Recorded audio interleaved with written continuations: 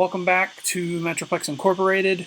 Today we're going to do another Precon Trials. We're going to be doing James Endersight. I do have Elliot here with me today. How are you doing today, Elliot? Hey, how's it going, Keelan? Doing pretty good today.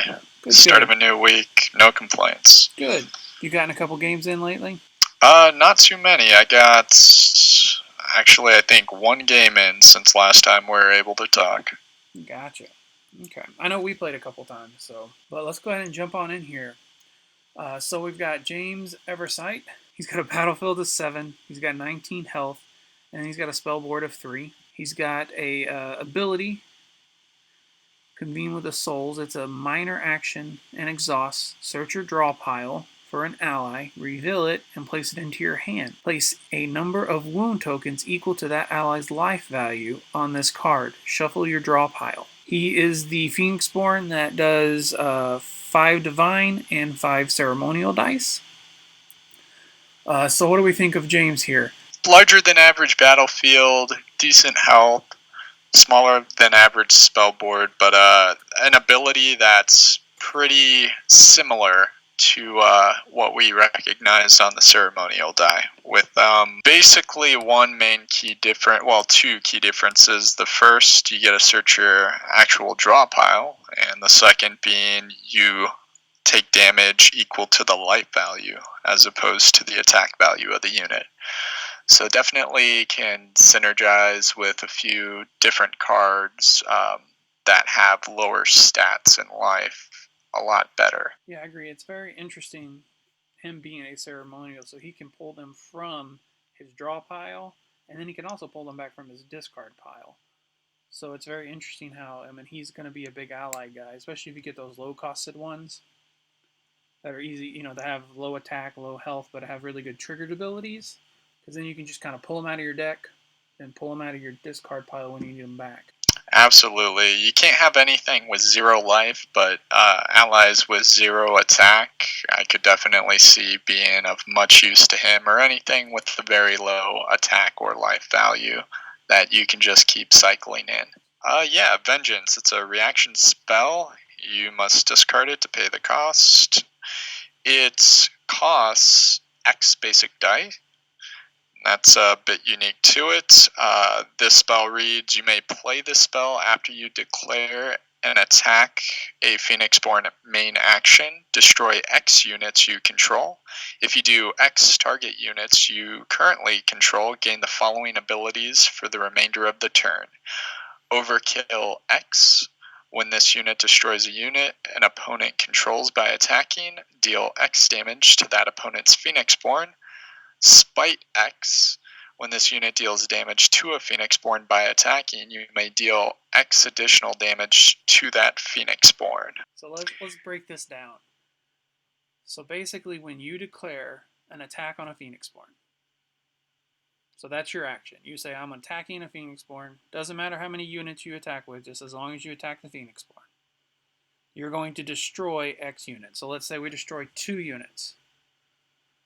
So that means 2 units, the units that I'm attacking with, will either get Overkill 2 or Spite 2. Well, they gain both of those abilities. It's not a either or. We're looking at you gain Overkill and you gain Spite. You are correct. I think this card is very interesting. I think that's kind of the best way of putting it. It deals with some very problematic states in current Ashes, where I feel board lock is something that your opponent can use against you in a lot of matchups, especially by turn 2 or 3 when you're seeing, a full board state. And this card is perfect for that. It deals with problematic creatures that you want to get rid of that maybe your opponent put there, like blood puppets or something along those lines. It also can get rid of your creatures that have already attacked, conjurations or allies that are exhausted that, you can't really do anything else with, and you just want to be able to not just give these awesome abilities to another ally or conjuration, but frees up more additional spots on your battlefield to, play new cards and keep the flow going. I think Overkill and Spite, they're serving the same purpose, which is deal damage to the opponent's Phoenixborn, either by attacking them directly or by just destroying their creatures and getting a little bit of damage in there as well. I do like that the cost is fluctuating, so you can basically sacrifice as many units as you want. The only issue is you do have to pay that many basic dice as well. So it's not like if you have 4 units you want to get rid of, you can just pop them out of the way. You have to make sure you have the dice to do it as well. Yeah, I would say this is probably going to trigger for 1 or 2 most of the time. Mm-hmm. Just Yeah. because, because he's got a 7 battlefield, so there's probably 1 or 2 that you want to clear out. This would be good with those allies or conjurations that have a when destroyed effect. Also, Absolutely, because you yeah. destroy it. When destroyed effects, exhausted units, just units that you want to remove and you have no alternative for doing so. I mean, this is a great. It can even be an awesome late tempo card where you get to that point in the turn where you and your opponent are just like, I pass, you pass, I pass, you pass. They see your battlefield is full up and they're thinking, well, he can't do anything. But if you're playing against James, you have to always be aware that your opponent might just be waiting for you to run out of actions before they swarm you. And that art's really nice. I really like that art. Any idea what creature that might be? Or I can't remember her full name, but it's one of his angels, I believe. Kind of what it reminds me of. Let's jump over to the next one. So we have a summon spell here. So this is Summon Fallen. It's a ready spell, and it goes to your spell board. To play it, you need a main action and then 1 class ceremonial. So basically 1 knife. Okay, and then it also has this ability. For a main action, you can spend 1 basic, discard an ally from your hand, or remove an ally in your discard pile from the game. If you do, place a Fallen Conjuration onto your battlefield. You may repeat this effect 1 additional time. It also has a focus ability, and just in case you don't know what a focus ability is, that means you can play 2 Summon Fallens, and once you have 2, you're focused 1. If you ever get 3, you would be focused 2, but this one only has a focus 1 ability, so you would only need 2 of those out. And the focus one says when a fallen conjuration you control would receive damage, you may place 1 exhaust token on this spell. If you do, prevent that damage. We've got a fallen. It's a conjuration. Goes on your battlefield. It has an ability of infectious. Damage dealt by this unit by attacking or countering cannot be prevented. It's got 1 attack, 1 life, and 1 recover. So this is a conjuration. You spend 1 basic, and if you have enough allies, you can get 2 out. That's pretty good for 1 basic. 2 bodies for 1 basic, and then if you can actually focus it and be able to reduce damage, because that prevents all the damage. It doesn't say 1 or anything like that. It just says if it receives damage, exhaust this spell and prevent all the damage. So these guys are going to be hard to get rid of. Yeah, once the Summon Fallen gets focused, they're definitely way more problematic. They're also good at cleaning up your opponent's battlefield as well. Yeah, not being able to counter them is definitely annoying. I think probably one of the strongest things about this summon spell is that it does not exhaust unless you do the prevent a damage ability.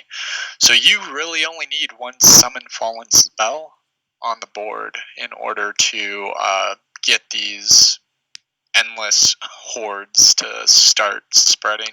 But I also see that these are probably the main thing that James is sacrificing with his unique card. Like you attack with a couple, then you sacrifice them and bring them right back. Absolutely, absolutely. And since you're playing with ceremonial dice, if you're pitching allies from your hand or removing ones that are already in the discard right away to generate these fallen, it definitely keeps a steady cycle of these conjurations coming to the battlefield. I can only see a problem with this being extremely late game when you are looking into your discard pile and you're wondering, oh, where'd all my allies go? Yeah, this is definitely a heavy ally deck. Like anytime you play the Fallen, you would probably want at least what 6 to 9 allies in the deck. For sure, I would probably run. If I'm running a summon fallen, 9 would probably be the minimum for me. I might go anywhere between 9 to 15, and that sounds like a lot, but I mean, for these guys, it kind of makes sense. Yeah, it's half your deck. So, but I mean, they will fit very well in an ally-heavy deck because it's something you can do on top of having all of your allies. I'm a little surprised on the fallen to see a recover one stat. That's always very interesting when you have something that only has one life. Maybe there'll be something in the deck to beef up that life a little bit, but definitely interesting seeing that on there. And being that they're zombies effectively, having a recovery, I think that's a little strange, but yeah, nothing else too weird about them. Oh, you can summon out 7 of them, which is, exactly the battlefield size for James. So knowing you'll always be able to get a full field of Fallen, uh, yeah, that's Very, very good point. Thank you for pointing that out. I forgot to mention the 7. definitely a reason why James would be running these guys. Yeah, so Chance of Sacrifice, it's a ready spell. To play it, it costs a main action, a ceremonial die, and a divine die. Class symbols for both of those. It reads, after a player has declared blockers, you may place 1 exhaustion token on this spell to destroy a unit you control. If you do, for the remainder of the turn, a target unit you control adds 2 to its attack value or gains 1 of the following abilities. Either battle advantage, when this unit is in battle, it deals its damage before other units without battle advantage, or armored 2, when this unit would receive damage, prevent 2 damage. So in this case, you get a pick between one of those 2 effects. Yeah, this was the one I was thinking about when it was the either or. Mm-hmm. And yeah, you were right, because right here we see on a ready spell, sacrifice unit mechanic.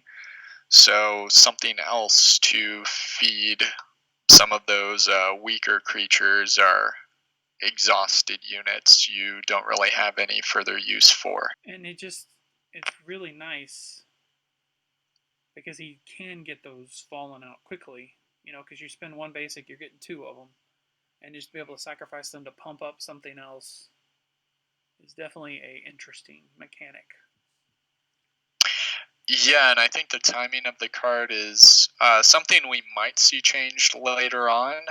Basically, if you have this spell on the board, your opponent has to, be aware that they can be taking a lot more damage. So effectively, just real basic scenario, if they attack with 2 fallen, your opponent has to effectively block both of them or risk one of them coming through with a buffed up attack, because this is going to trigger after blockers are declared. So that means, one of those fallen could come through for 3 attack if you decide to block the other one, and you don't have enough units to hold both of them back. So it's definitely threatening. Also, that battle advantage can put whatever creature you try to defend with in a very precarious situation. And the armored ability can make sure if it's something that can survive, the fallen also manages to stay on the board to, maybe be sacrificed for something else. So it definitely puts all sorts of pressure on the opponent when one of these is on the battlefield. Yes, and we probably need to clarify on the blocking and the guarding.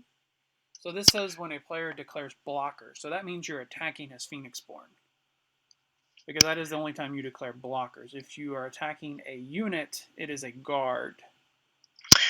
Correct. So James primarily, has kind of this rush style. damaging the Phoenixborn with a lot of creatures. So most of the time, your target for your attacks are going to be focused on the Phoenixborn itself, and this is another spell that kind of solidifies that role for him. Yes, but I just figured we needed to clarify that. No, this is one of my favorites from his deck is this Chant of Sacrifice. I really like that. It makes it very interesting for your opponent to make those decisions. Like, do I go ahead and block, and then he's going to boost up somebody? Or do I go ahead and just let the attack go through, take what he's got, and then worry about the rest of it here in a second? So it does make for a very interesting Absolutely. strategies on how you play against him. But let's go ahead and jump over to the next one. You want to go ahead and read the next one too? Yeah, we're looking at another ready spell called Law of Repentance. In order to play this, it costs a basic action and 1 class divine die. The spell reads, when the spell comes into play, if you control an ally, remove 2 wounds tokens from your Phoenixborn. When a player would place 1 or more dice into their active pool from their exhausted pool, deal 1 damage to that player's Phoenixborn. It has inexhaustible abilities, Bound. This card cannot be discarded from your spellboard when you meditate, and Fleeting. Discard this card at the end of the round. So this one's very interesting. For one, it's a side action. So that means you can still do something with your main action. So if you needed to play the ally first, then play this to heal, you can. So I thought that was very interesting that it's a side action. And the next thing is that this is going to help you with people that run a lot of those dice recursion cards. And if you don't know what dice recursion is, that means that they're getting their dice back from their exhausted pool and putting it back in their active pool so that they can use it again. So this one does a damage to them. So it's very interesting that this is going to slow down a lot of those ramp decks, just because he's probably putting a lot of pressure on them, because he is a rush deck, and then doing those extra damage on top when they try to recur their dice to catch up is definitely going to make them have to either reevaluate how to catch up or reevaluate their strategy and not be able to do it this round. I think 1 die to heal 2 wounds on your Phoenixborn is pretty good. It's not the best, but for that cost for a single die, it's definitely not bad. And since James is already going to be taking a little damage from maybe the ceremonial dice, also from his Phoenixborn ability, having the ability to, heal yourself, even if it's only, 2 wounds, is, I think, definitely worth including in the deck itself, even if you don't get the damage necessarily from the second ability. Oh yes, because when we played, that healing, I mean, we added it up and it was close to almost 19 life when I got finished after healing everything. And I think it's worth noting too, with the small spellboard size that James has, we've gone through all of the ready spells that he has available to him. This one in particular being a spellboard slot that is temporary, that goes away at the end of the turn, might open him up to, other build options as well. I think especially on ready spells that are fleeting, even if you run 3 of them, you kind of give yourself the possibility of potentially running another type of ready spell, something that you might want, later in the game. Yes, definitely. He could run a couple extra laws, because all laws have the fleeting, so he would probably benefit from a couple of those. Our next one is an action spell to ready the troops. It is a side action for 1 divine class.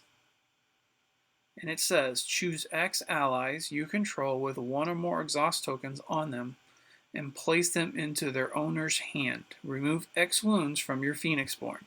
So basically, this is another one of his heal spells. So you can side action, spend 1 class divine dice, and then basically remove as many allies as you want, put them back in your hand, and you heal that much. That is definitely interesting, especially once we get to all his allies and actually see what they are. This would probably help us understand this card a little bit better. I think this card too is kind of interesting. It's similar to the Law of Repentance, having that side action, but then also triggered with having allies on the board. It at least gives you that opportunity, as maybe your main action is, okay, I'm going to put this ally into play. Um, this one, you probably wouldn't be doing that to trigger it right away, because once you put an ally into play, you usually want to do something with it, attack or what have you. But yeah, having more of that heal ability is definitely good. And I can see kind of another unique use for this card that maybe some people don't think about right off the bat. And that's, it does say, since you're bringing them back to your hand, you're removing one or more exhaustion tokens. If you get one of those units on the board that just gets heaped with exhaustion tokens, then that's going to be, useless for the next few turns.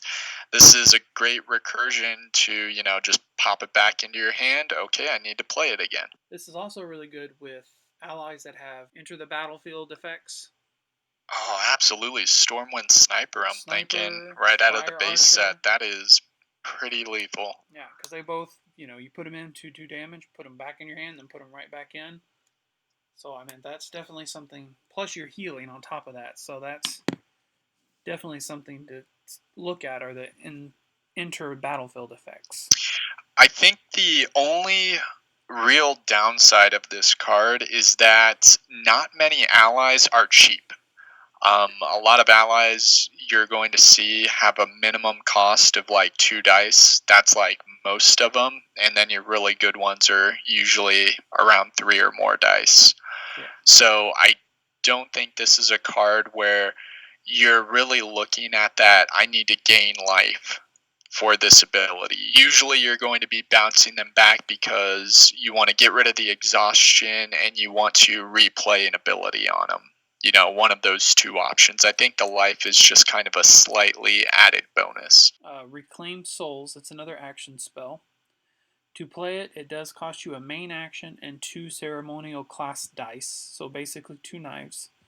And then the spell reads, choose a target unit. That unit deals damage equal to its attack value to itself.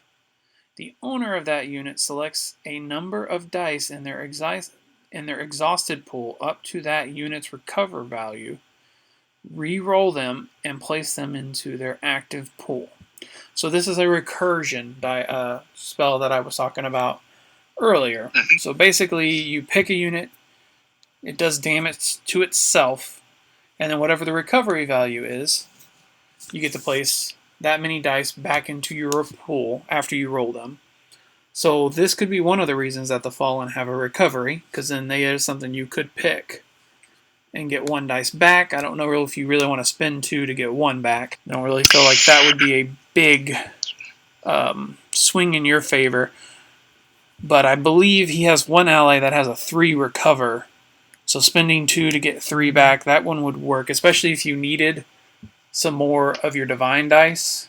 Like, let's say you spent them all and you have your ceremonial dice, you can go ahead and trade 2 of those in for 3 divine dice, which I know I did a couple of times, because sometimes you just use those divine dice so quickly. Absolutely. I think paying the 2, if you have a recover value of at least 2, I mean, you can look at it, you're just getting the dice back that you want. In this case, they're probably going to be divine dice because you already have the ceremonial dice, to spend.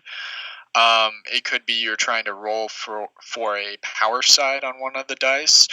You definitely want recover 3 if you're using this purely for regaining dice and trying to get that edge. There is another use on this card. It does say choose a target unit. That does not mean that it has to be one of yours. So you could effectively kill one of your opponent's units that is being a bit too troublesome. If they have something with a very high attack and a low enough life value, you could just make them off themselves. You'll be giving them back probably some dice, or if they have a recover 0, hopefully nothing. But it could definitely be used in that regard as well. That is true. Plus, if you have your law out and they recur the dice, then you get to do a damage to them on top of that. I didn't even think about that. Yeah, that's a pretty solid combo there. You can play the Law of Repentance as a side and then force their creature to attack itself and ask them if they want to take damage and take dice. Yeah, so that is definitely something I saw. His deck flows very well together. Yeah, and it isn't a May ability trigger for when they pick those dice. So yes, you can actually force them to take the damage. Okay, so do we have anything else for our Rally the Troops or Reclaim Souls?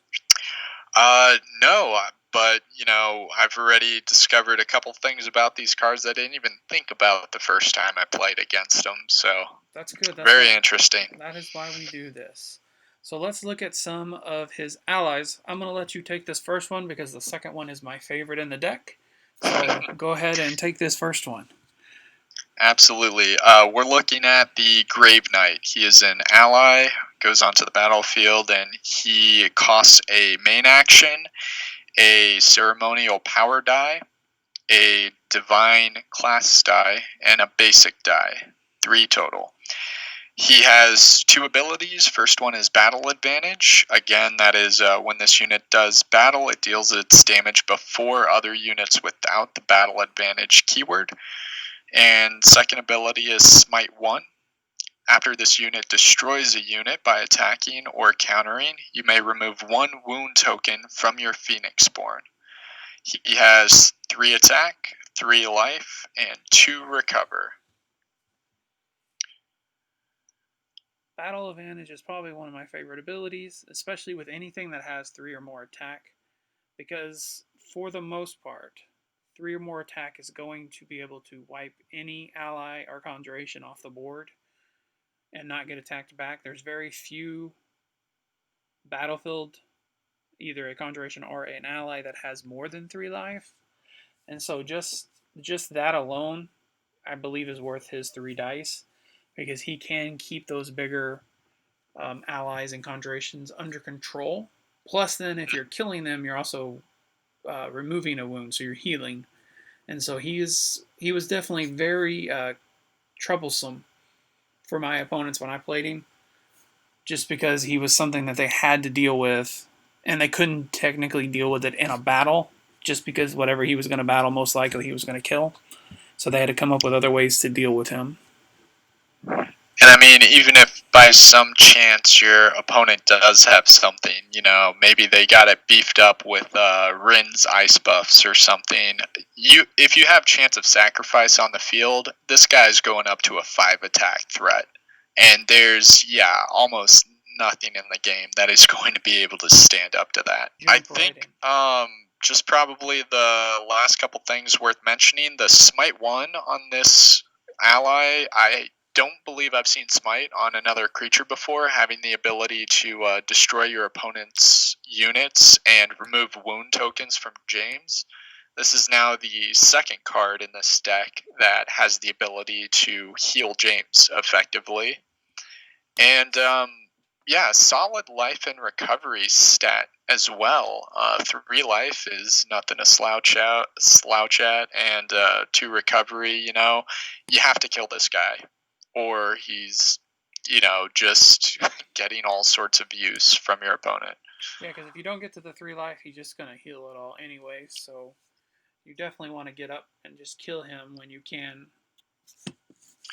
I think he is very appropriately costed, though, at 3 dice, and one of those being a power die. Immortal Commander. He's an ally. He goes on your battlefield. He is a main action. He costs 2 divine class dice.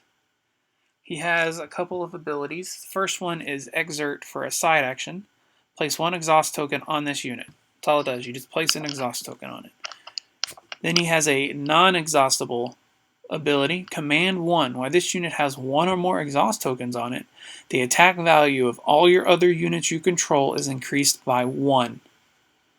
He also has a ability, it's Soulfire 2. When this card would leave your discard pile, you may spend 1 power divine dice to deal 2 damage to a target unit. Okay, so let's first let's look at that Soulfire 2. So we already know that the Fallen wants you to remove allies from your either hand or your discard pile. So what this says, which is amazing, is you can remove him from your discard pile, spend one power die, a divine one, and then you just do 2 damage to a target unit. Yeah, definitely making use of a lot of cards in this deck.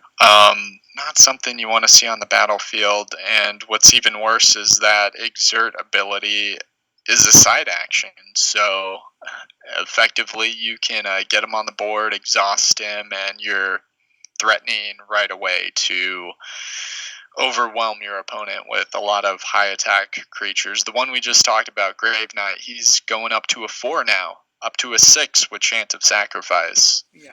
I don't think anything in the game has more than 6 health. Not unless you're boosting it up with an alteration spell. Yeah. Real quick, because I'm really excited about this card, and I forgot. He has 2 attack, 2 life, and 1 recover. But then let's look at his command 1. What do you think of his command 1? Giving attack value to all other units you control is a bit ridiculous. It's really good. There's units in the game that are troublesome, annoying units like blood puppets that have 0 attack, and now they become they become a means for you to actually overwhelm your opponent. I think it's amazing, especially if you have a large battlefield. And with James, if you have the commander out, you have 6 other potential units there that are each getting +1 attack, so it's effectively +6 attack each turn that you leave this guy out. Yeah, he definitely makes the Fallen a little more scary because he gives all of them the extra attack. So even with just 3 of them, that's 6 attack. Definitely worth even him being exhausted, I think. His attack value I don't think matters as much. The life 2 is reasonable. I think having 1 life, he'd probably get removed from the battlefield a little too easily. Do keep in mind, a lot of people think the Divine Dice, the ability isn't all too great, but this is a character that I would probably consider throwing a power die on just to keep him on the battlefield for the turn.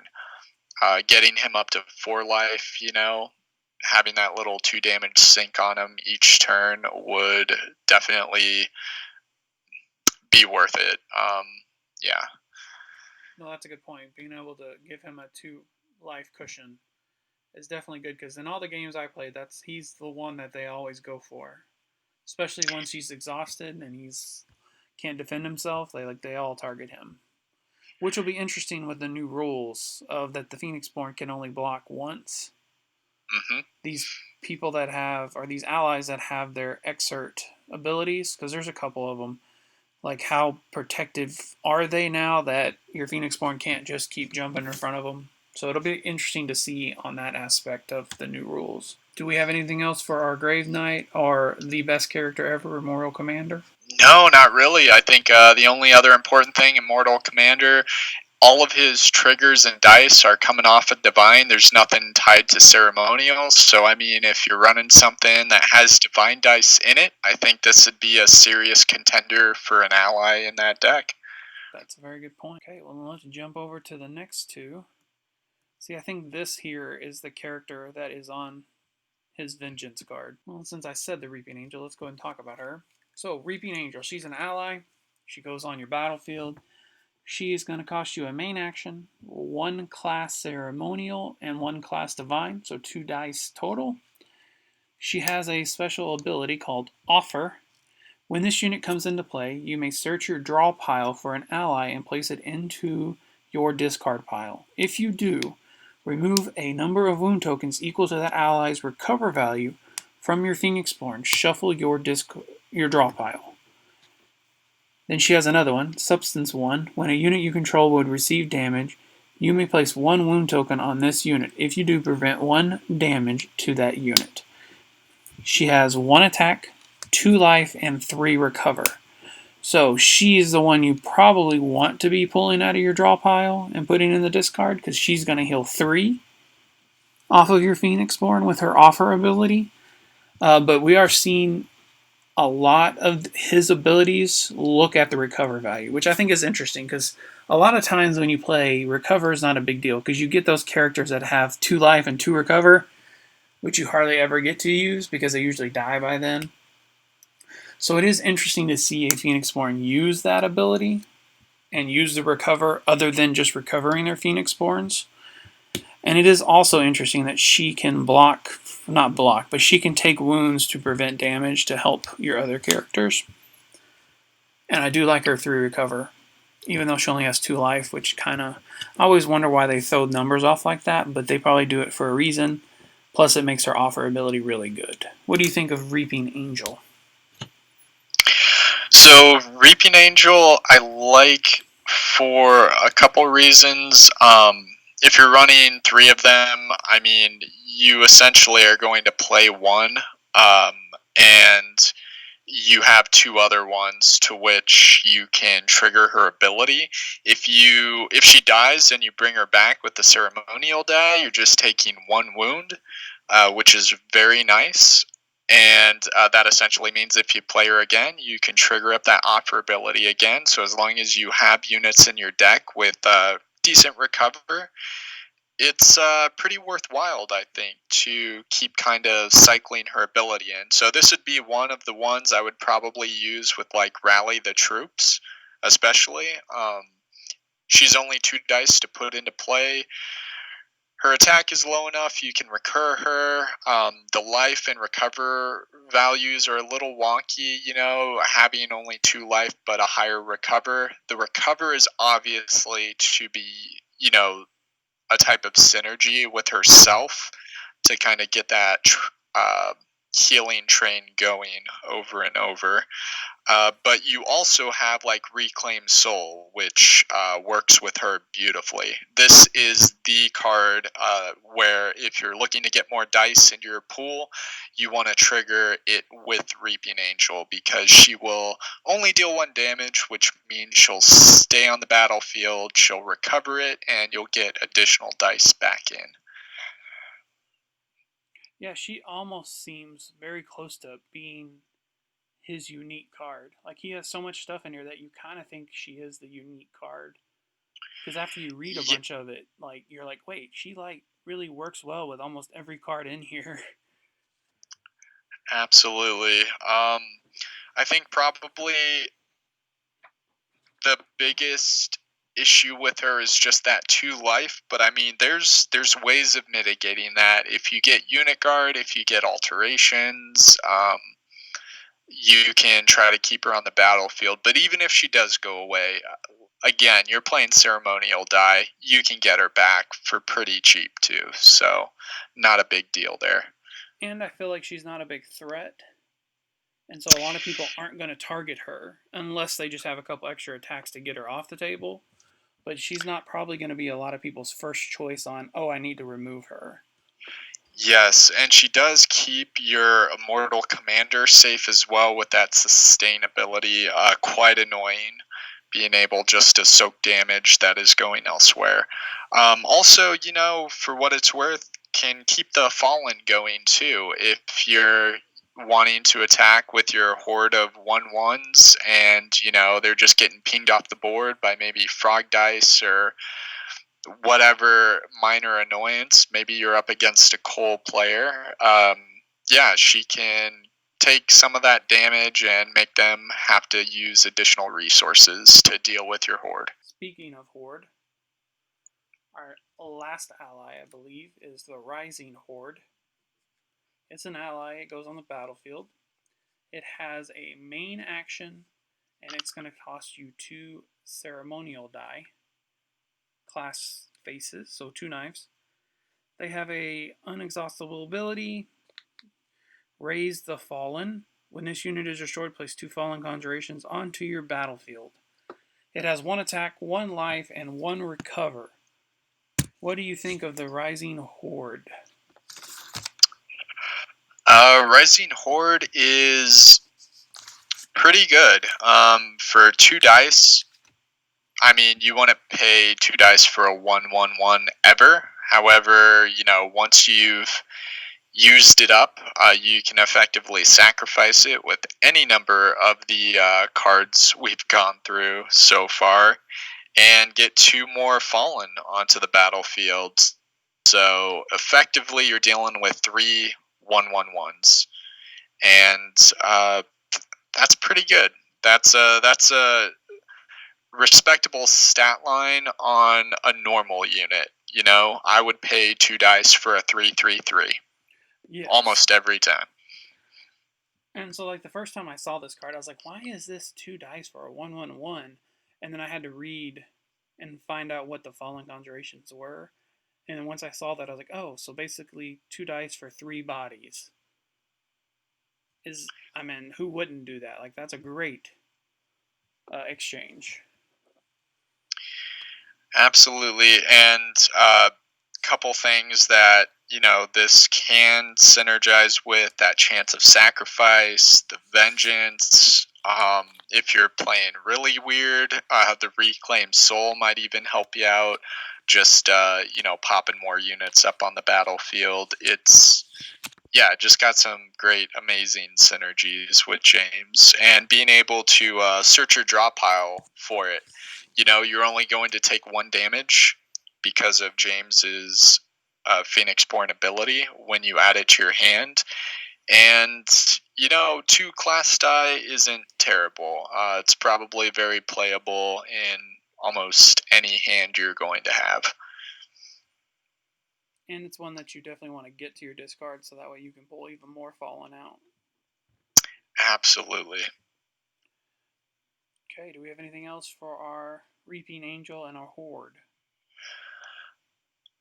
Uh, no, I think, only notable thing, Horde being a pure ceremonial die.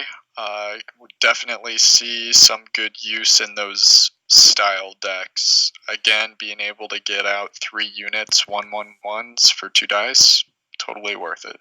Okay, well, that is the last card there. So let's go ahead and talk about the first 5 for James. Um, in my opinion, a lot of times when you do your first 5, you want to start with your ready spells, but in this case, I don't really think you want to start with a law because it's a heal card and you don't want to get stuck with it. The 5, I would say, is of course you want to do your Summon Fallen. Then you want to do a Chant of Sacrifice. That way you have it ready when you need it, so you can have it prepared up. Then go with a Reaping Angel, just because she's something that can pull anything else out that you need. Then go with, come on, an Immortal Commander, because this is going to make all of your Fallen better.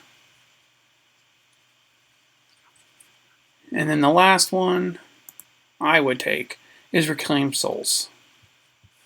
And I say Reclaim Souls because that is something that if something happens, like either to your Reaping Angel or your Immortal Commander, you can always pull them back into your hand.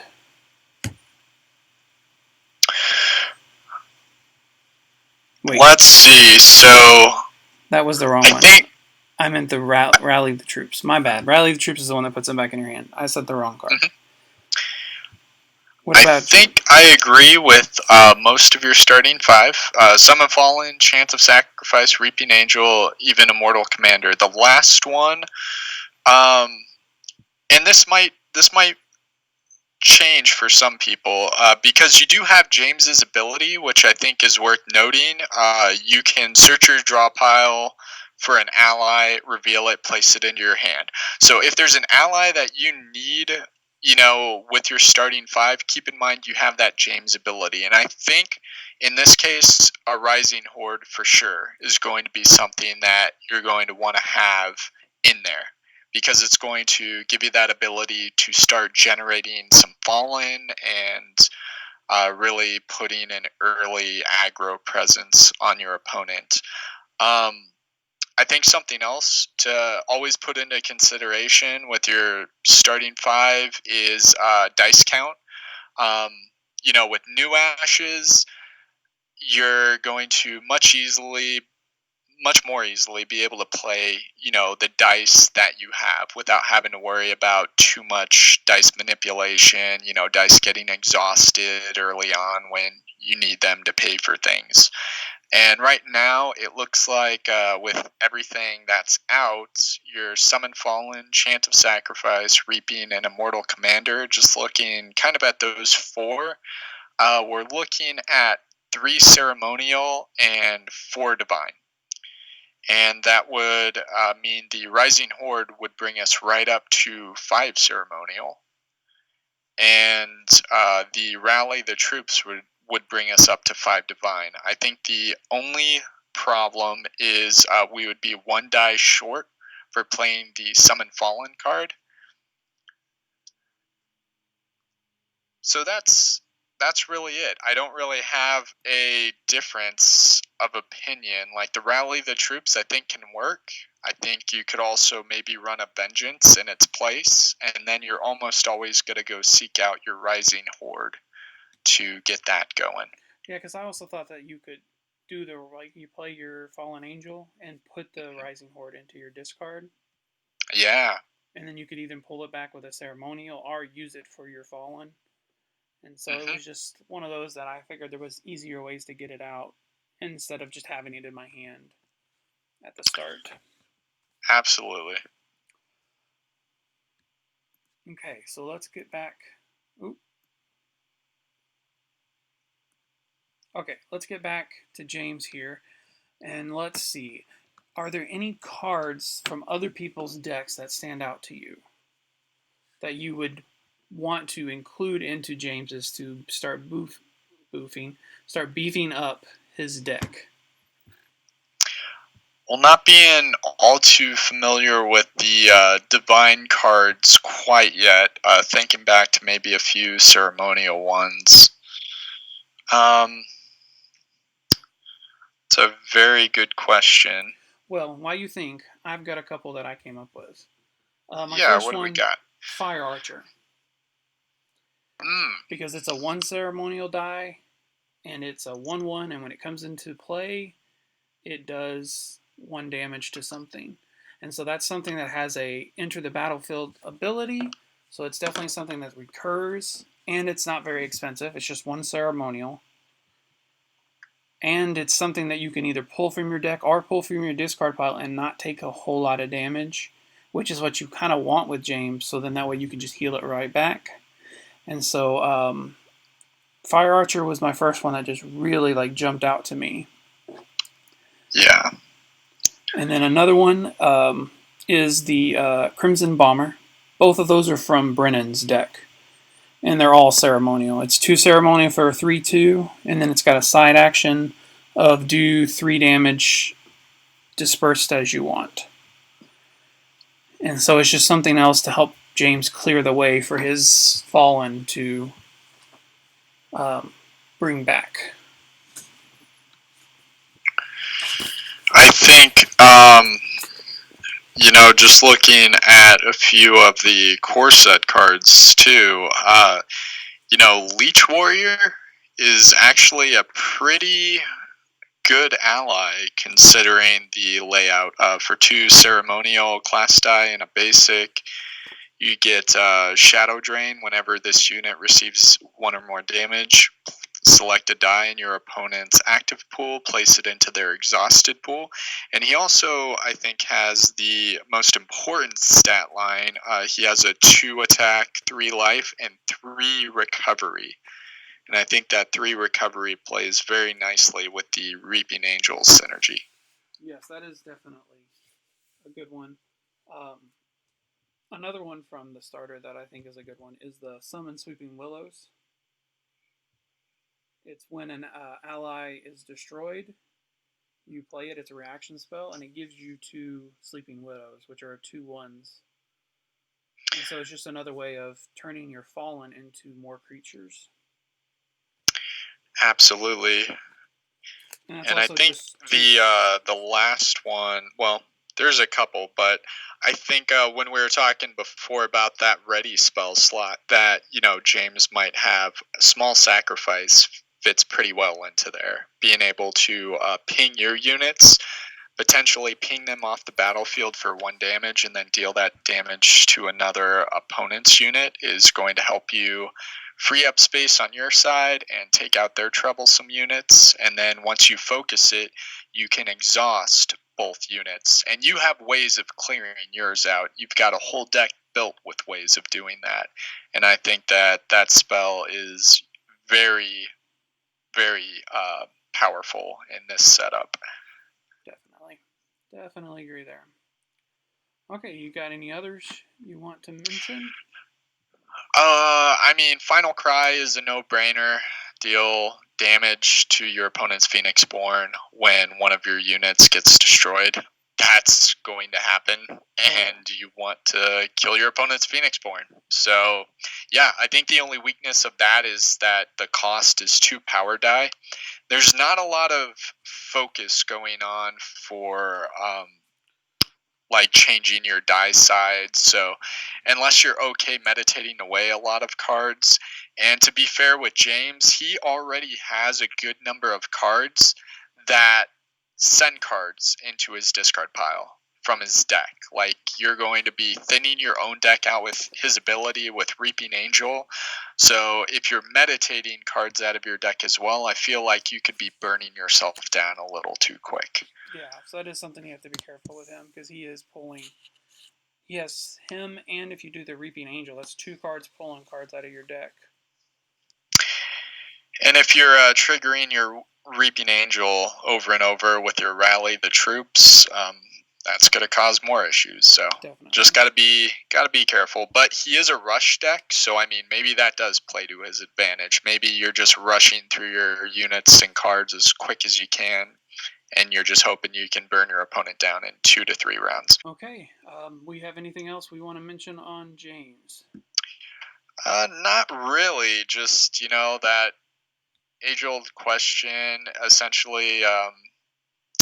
Keelan, how would you sum James up? 3 words or less. Dead will rise. I agree. They will. Okay, well, thank you guys for joining us again here on the Precon Trials. We hope to see you next time, and you guys have a good night.